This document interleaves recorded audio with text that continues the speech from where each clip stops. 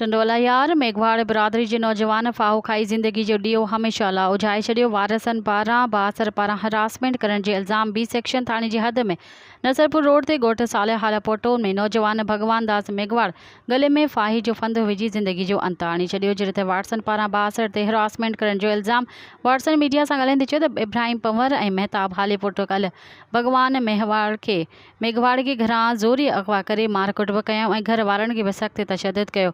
बासर पारां सरेआम गोलियूं हणी मारण जी धमकियूं ॾींदा रहिया, जंहिंजे ख़ौफ़ में अची भगवान दास फाहो खाधो। हद जी पुलिस पहुची लाश खे सिविल अस्पताल खणाए आई, जिते ज़रूरी कार्रवाई खां पोइ लाश वाटसन हवाले कयो वियो।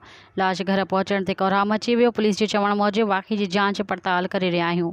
मज़ीद ख़बरनि ऐं तफ़सीलात लाइ विज़िट कयो असांजी वेबसाइट www.awamiNewsHD.com ऐं ॾिसंदा रहो अवामी न्यूज़ HD।